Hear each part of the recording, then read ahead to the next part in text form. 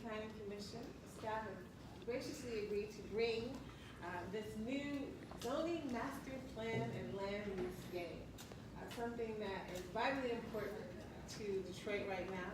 And so you all are going to get a chance to test it out and play it.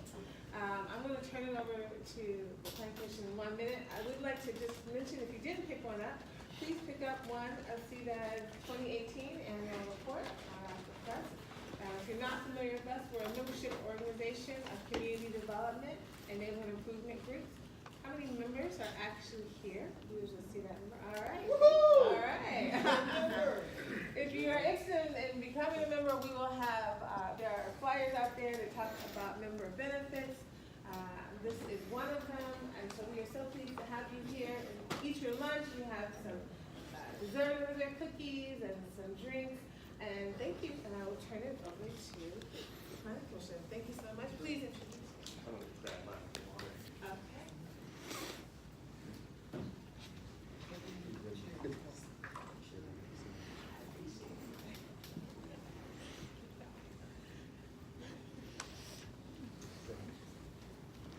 Thanks everyone for coming out today. I'm Chris Gulak. I'm with the City Council Planning Commission, and our other team members are Imani Jeffrey with the City Planning Commission Council staff. Jamie Murphy, also with City Planning Commission. So thanks for coming out, and I have a few slides, and then we're going to play the game. So I was going to give some background on zoning and master plan and neighborhood plan. Just, I'm not sure each person's familiarity with land use issues, so I just decided to, since it's a lunch and learn, I decided just to start from some of the basics. So hopefully you find it's stuff you find interesting. Detroit is like many other cities. We have a zoning ordinance, and we have a master plan, and we also have neighborhood plans. The zoning ordinance is, I work for City Council, and the zoning ordinance, the City Council is in charge. Our office, the Planning Commission, is kind of the keepers of the zoning ordinance.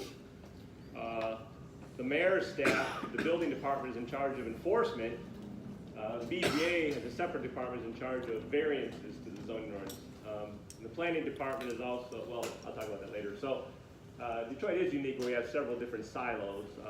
But zoning is under the City Council's Planning Commission for writing it, amending it. The master plan in the middle, that's under the purview of the mayor's planning department, which is different, and they're the keeper of that. And then neighborhood plans, those can be done by neighborhood groups themselves. Some groups like the East Side has their own plans, but also lately the planning department has been rolling out some neighborhood plans, which many of you might be familiar with, all across the city. So first I want to talk about the master plan. State law gives cities the permission to develop a master plan. I think Detroit's master plan dates back well, probably into the 30s, 40s, and 50s.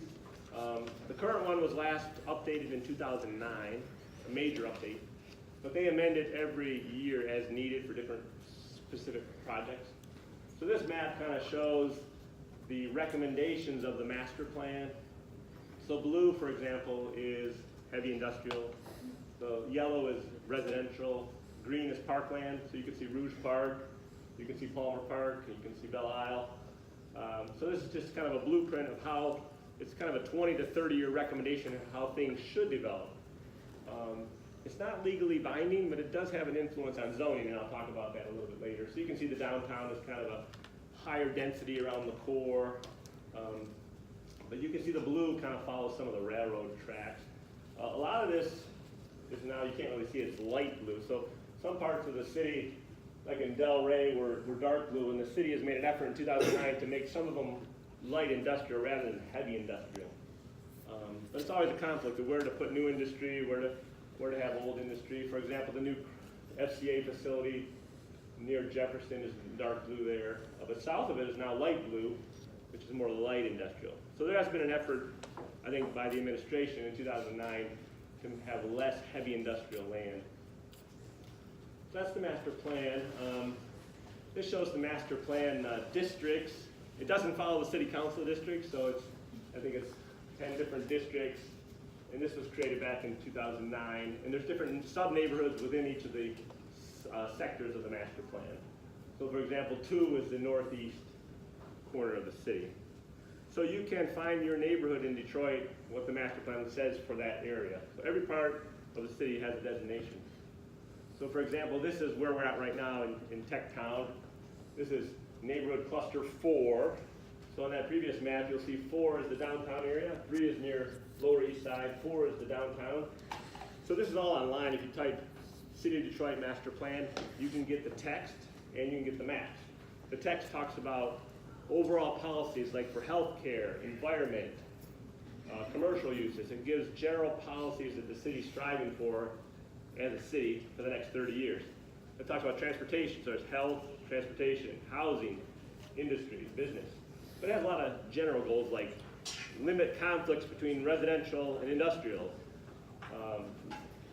But the maps also give a snapshot of how the city thinks that area should develop into the future. So we're in area 4, and this shows, if you can Google Detroit Master Plan maps, and you'll get 200 pages of maps for the whole city. So here on the south here, you can see 94 on the south, 75 on the east, and the lodge on the west. And there's a designation for each area. Like I said, it's not legally binding, but it can have an influence on city policy moving forward. So this shows that you're zooming in closer on that map. As you zoom into boroughs, so you can see there's 94. The red star is where we're at right now. There's the rail line north of us, there's Cass, and then it has this pattern on it. And you have to go to the index to see the pattern, but it says MRC, which is mixed residential commercial. So the future, so the 2009 plan I think is pretty good. It shows that this area should be a mix of residential, commercial, working together. If you looked at the master plan back in the 60s or the 70s, this area probably said industrial, but I have to check. Because it's near the rail line, it's kind of an interesting area, a lot of different uses. But for the future, it wants MRC. If you see that to the left, to my right here is MRI, that's mixed residential industrial. That's that unique area south of the boulevard, east of Woodward, kind of has a bunch of older industrial buildings that people are turning into lofts. So the city kind of wants to keep the industry, but also wants to add lofts to work together. So it's called MRC. To the north is CM, and that's major commercial, which is pretty consistent. That's along the boulevard, the old GM headquarters, the Michigan building. They want to see that boulevard as major commercial. So some of it hasn't changed from the past, but some of it is they've added new categories, which are helpful. So that's pretty much the master plan. Next, I want to talk about zoning. And if you were here at our last CDAD annual meeting, we talked about the zoning ordinance. On the left there is the original zoning ordinance. Detroit first got zoning in 1940. There was a national wave across the United States in the 20s where zoning was created in New York, started in New York. There were Supreme Court cases that legitimized it. We first had zoning in 1940. A lot of the city was already developed. Some of it wasn't, but most of it was already developed, but we kind of put the zoning ordinance on what already existed. That old plan was probably about 70 pages long.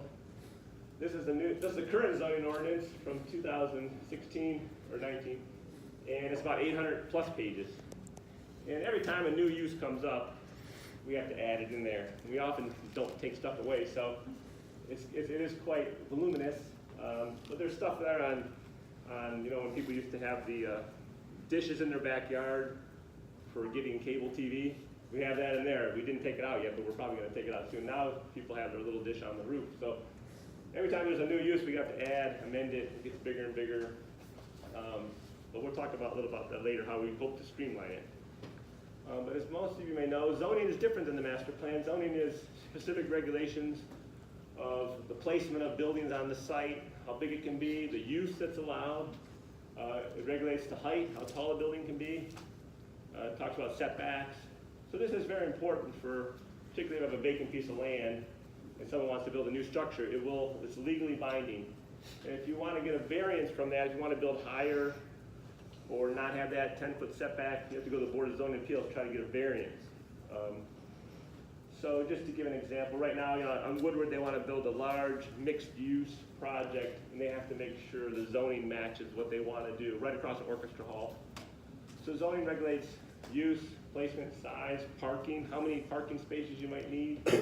I get a call from a lady every week about wants to put a daycare somewhere in the city. She wants to put a daycare, she's got to have enough play space for the children to play. That's in the zoning ordinance. She has to have a certain number of parking spaces, at least 5 to 10. So the site has to work for her proposed project. So this is a zoning map for the city. It's different than the master plan. And this goes back pretty much to 1940. And there's 78 maps. It doesn't really follow a logical pattern, but you'll see one is at the corner of Woodward and Jefferson, then it kind of hopscotches all around. But you see 78 in the lower left-hand corner. 78 maps. If you live in the city, you can find your map and zoom in on it. So I'll go in a little bit and zoom in. So right now we're in zoning map number 7, which is Midtown.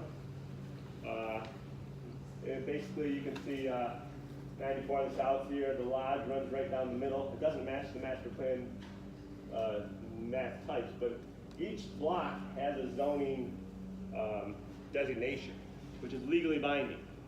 So I'll zoom in even closer here. This is where we're at right now.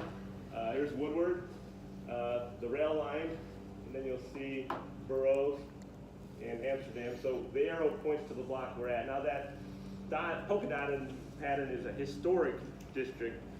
So the Historic District Advisory Board, I believe in the 1990s, designated most of Midtown, Techtown here as historic, and then that can be legally binding how you want. If you want to change the windows of your building, you have to must match the historic character. That's in a separate chapter of the code. But zoning and historic designation often work together. So the most important thing for us here is the zoning map. This shows SD2, which is special district, mixed commercial, residential. And Midtown Inc. in the early 2000s petitioned the city to change most of Midtown to SD2, which is more of a mix of commercial and residential working together. I'm not sure what this area was previously designated. Probably might have been industrial before. So there's a lot of commercial, industrial in this area, but a lot of it was made SD2. So like I said, every parcel in the city, you can find your block. You can live in the city. Most residential. Most of the city is divided either into residential, commercial, industrial, or mixed, which is the SD, which is special districts. This shows a zoning map of the city. On the far left, you can see there's all the different categories we have. There's 29 of them. So at the top is yellow, usually shows residential.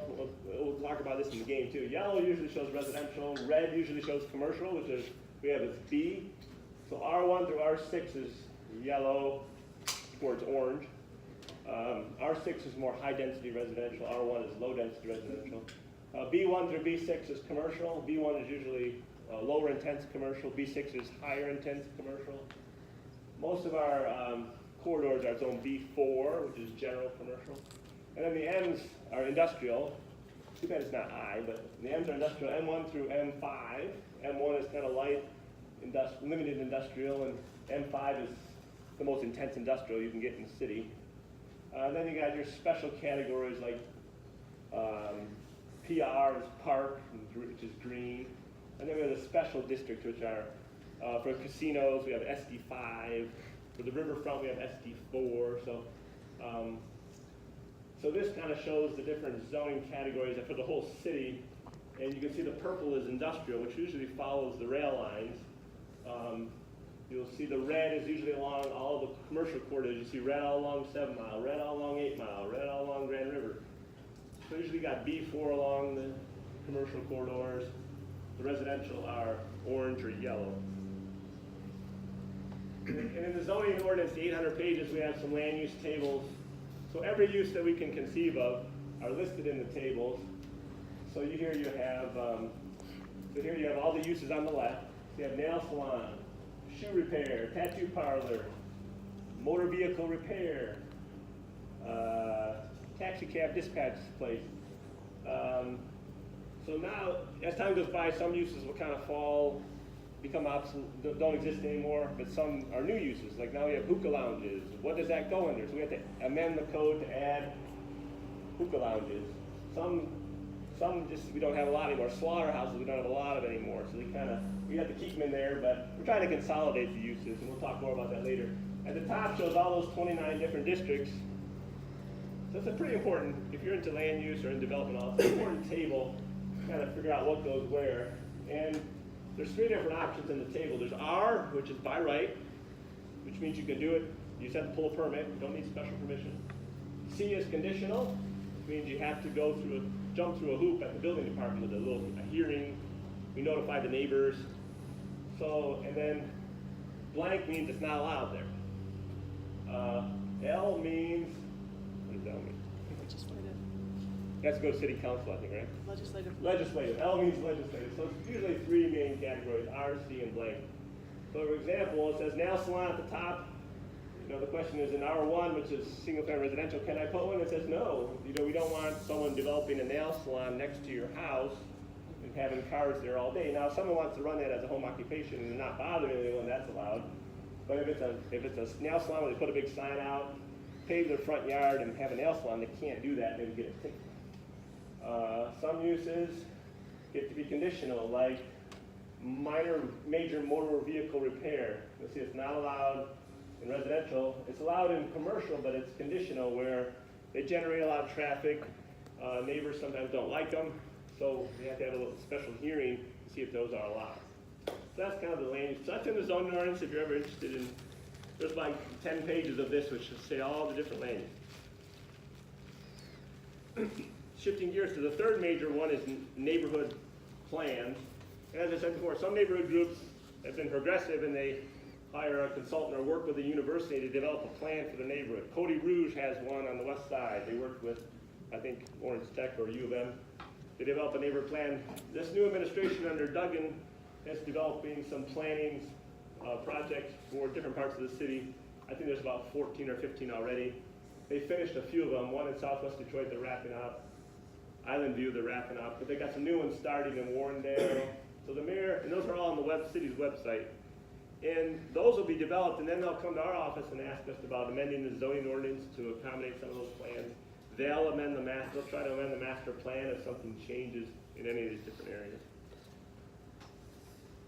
And then we're almost done here, and then we'll switch to the game. But we have a new project called Zone Detroit. I'm not sure if you heard about it, but our office is, City Council asked us to hire a consultant to amend the ordinance to kind of streamline it, make it more user-friendly, get rid of some of the obsolete items, add some more new items like mixed use, try to figure out what to do with parking.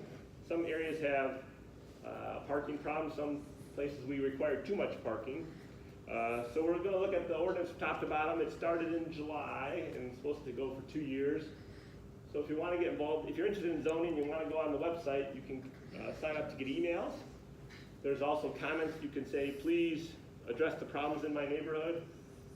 If you think there's too many dollar stores or a problem with not enough apartment buildings, you can give us your comments online and we'll give that to our consultants and they'll consider it as part of the amendment. So we encourage you to please join that if you're interested in, called Zone Detroit. And then next we want to play a game that we helped develop with our consultant, just to kind of help people understand about land use, how land use works, some of the different challenges. I can answer any questions before we switch to the game. So does anyone have any questions about, I've been covered a lot in terms of master plan versus zoning versus neighborhood plan. Any questions? Yeah. You said Midtown gained petition to change a lot of Midtown. How does that process work? Have other neighborhoods done that recently? Yeah. Well, the question is, has neighborhoods petitioned? Anyone is free to petition the city, but nowadays you have to have a legal interest in the land. But if we agree with the rezoning, then the city could make the amendment itself. So if the planning department or the planning commission agree with the neighborhood request, we could present to city council for consideration. So Midtown Inc. did approach the city and say, we think this is a good idea, and we agreed, and then we presented it to City Council. There's a group in Northeast Detroit, Pat Bosch's Northtown, petitioned us in the 2008 to downzone parts of Mount Elliott from 7 Mile down to Davison. We agreed with the downzoning, and we forwarded to City Council, and most of it got approved. So yeah, if there's conflicts in your neighborhood where you have M4 across from R1 and you think it's a bad, you want to change it, you can petition us. So we do neighborhood downzonings, or we change zoning if people request it and we agree with it. If it usually has to comply with the master plan, or we can change the master plan.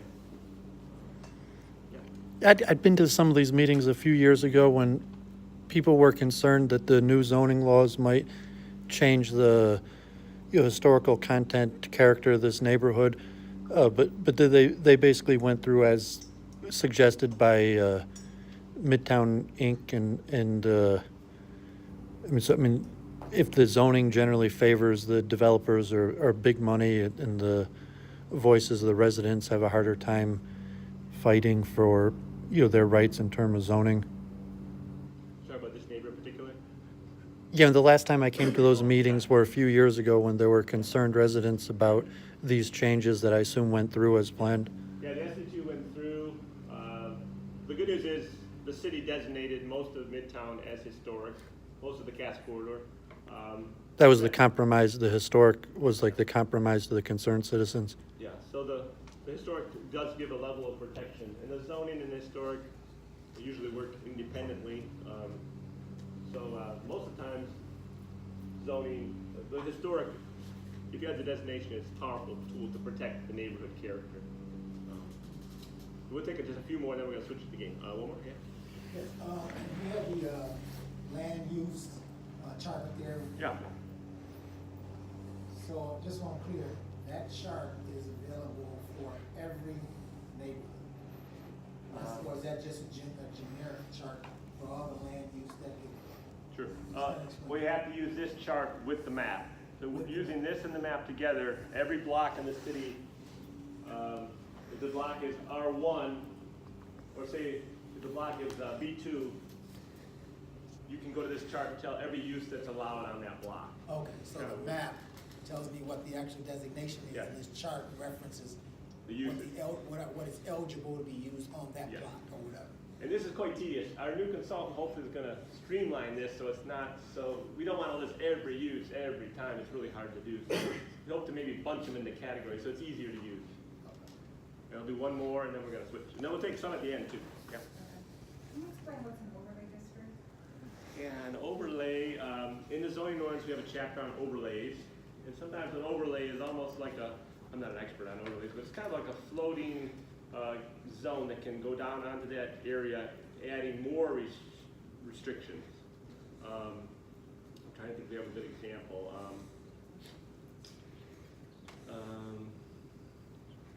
We have one, what do you think is a good example? Some cities use them more than we do. Yeah. I mean, TMSO, we have something called TMSO, which is traditional Main Street overlay, where different parts of the city, like Old Redford or Avenue of Fashion, will say this particular street. So all of Livernois is not the same. So all of Livernois say might be B4. The overlay will say, for the Avenue of Fashion, we're going to make it even stricter because we want to protect that commercial character that's there. No parking lots on the street, signage, window treatment. So that's our best overlay in the city is the TMSO, the traditional Main Street overlay, where we tried to, there's about 10 parts of the city, we tried to protect the pedestrian commercial character of that area. So Michigan Avenue has part of it, Verner in Southwest Detroit, Avenue of Fashion. So it can be another tool to add extra regulations to different parts of the city. We had a Far East Side overlay, but it never got implemented. So some have been more successful than others. So now we're going to switch to the game. We got, we kind of want to have, we're going to run 4 different games for about half an hour. And we want to have equal number of people at each table. We're gonna have one facilitator at each table, and I'm gonna give some of the ground rules at the beginning to help explain it. So if everyone can kind of recirculate, so particularly folks in the back, if you can each go to a table, we want at least 10 people at each table if possible. Okay, 2 up here, 2 people who love that fun over here. So we want about 8 to 10 at each table, and your facilitators are going to run the game, but I want to give some general criteria. So if everyone can kind of reshuffle around a little bit if you can. Every table has a green board, and that's a generic city block. Down the middle, you have a 2-lane road. You could probably consider that a commercial road, a busier road. And then you have different land use categories. And you'll notice each board has a little square, and that's considered one parcel. And so just for your example, this land use is one parcel. You can go on one parcel on the board. But this land use, which is a hotel, takes up 3 parcels. So some land uses take up more space than others. The goal is to fill the board. Each person's going to take a turn, fill the board with how you want that neighborhood to develop. So what you do is you're going to roll the dice. Whatever number you get total is the number of parcels on your turn, and you can fill up with your ideal neighborhood. For example, if you roll a 5, you can develop 5 parcels. You could do, and I should explain, there's different categories of land use. It's good to study before you start, it's good to study the land uses that are available. Purple is usually industrial. You'll see junkyard. You'll see manufacturing. You'll see adult entertainment. Red, you're going to see commercial. Might have to make a few more of these. Your marijuana Oh, yeah. dispensary. We have red, we have commercial, we have supermarkets, we have marijuana dispensaries, we have retail. So kind of study your land use so you know what you want to play. We have motels, hotels, banks. And then the blue is more institutional. Schools, hospitals, daycare. Well, yes? Is this supposed to be a community or just one particular neighborhood? Like, is this my home where I live? Is this where I work? It's just a generic neighborhood that you're trying to develop. You're working as a group, but you don't have to. If you think parking is the most important, you can just keep playing parking. If you think stormwater is important, you can keep playing. Some people are environmentalists, they want park. Some people want a mix of housing and commercial. Some don't want any industrial at all. You kind of work together, but you work independently, but you also work together. Yellow is residential. You got apartments, townhouses, single family.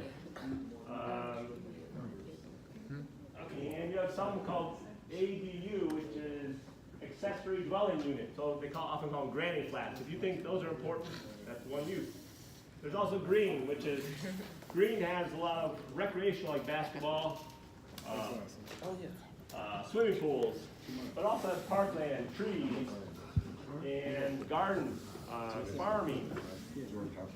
So your moderator is going to lead the game. We'll be done when you fill up your board, and then we're going to talk about some follow-up questions regarding your board and what you learned. Yeah. Any questions before we start? So I'll just move this out and get everybody to see. So